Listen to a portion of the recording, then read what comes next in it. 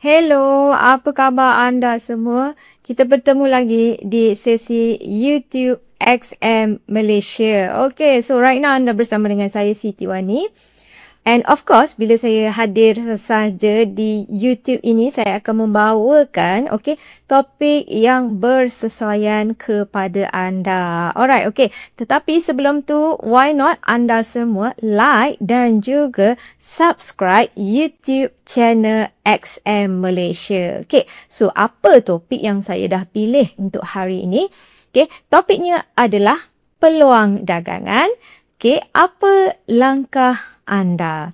Alright, and of course saya melihatkan kepada situasi sekarang ni sebagai seorang retail trader ataupun pedagang yang kita lihat kita senantiasa sebenarnya mencari peluang untuk mendapatkan profit yang konsisten.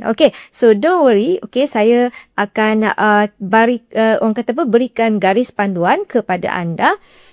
Yang pertama, bila kita tahu yang tujuan kita melakukan dagangan ini bersama dengan XM adalah untuk mendapatkan profit yang konsisten. Pertama sekali anda perlu memilih instrumen dagangan yang bersesuaian. So kita tengokkan dekat XM ini sendiri terlalu banyak sebenarnya produk-produk yang cukup terbaik untuk anda. So sebagai seorang pedagang kan, kita perlu menentukan. Katalah fokus anda untuk berdagang emas. Kerana kita tahu kan dengan volatilitinya itu menyebabkan keuntungan yang diperolehi juga cukup memberangsangkan. Dan tidak lupa juga anda juga boleh berdagang. Instrumen popular of course adalah mata wang. Alright. So setelah anda memutuskan apa instrumen yang anda ingin dagangkan, yang berikutnya adalah kita perlu menentukan apa strategi yang kita nak gunakan. Adakah kita nak memfokuskan kepada strategi dagangan jangka pendek ataupun strategi dagangan jangka panjang. So kita nak fokus shorter term ke ataupun long term. Alright, so ini penting ya. Kenapa? Alright, kerana di situ adalah salah satu tujuan untuk kita menentukan bagaimana kita nak decide kita punya trading ni, adakah kita nak keuntungan kita ni dalam satu tempoh yang pendek ataupun dalam satu tempoh yang panjang. Seterusnya, ini adalah sangat penting walaupun pada anda semua di luar sana anda tidak sedar ya, iaitu berkaitan tentang pemilihan time frame dagangan. Kenapa ya? Alright. So pada saya sebenarnya setelah you membuat keputusan, decision apa yang perlu anda fokuskan. Saya ambil contoh adalah saya sendiri. Kalau saya memfokuskan untuk instrumen emas, berdagang logam emas bersama dengan XM, dan saya memilih instrumennya adalah dagangan jangka pendek. Dan di situ kita tahu ya, sama ada kita nak memilih adakah menggunakan pendekatan secara scalping ataupun untuk intraday. So pada saya memilih untuk lebih kepada jangka masa yang sangat singkat dan yang sesuai adalah sebagai seorang scalper.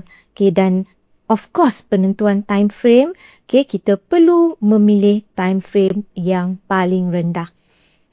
So di sini kenapa kita perlu memahami time frame yang bersesuaian, kerana dalam masa sama untuk kita mencari potensi melalui bantuan teknik dagangan kita. Dan kalau contoh saya, of course saya akan fokuskan kepada time frame M15. So kita dah buat decision apa time frame yang sesuai. Apa langkah seterusnya? Dan ini sangat penting juga. Selalu kita kata mencari potensi bagaimana nak masuk pasaran, tetapi jangan lupa dalam masa sama apa perancangan kita untuk keluar daripada sasaran.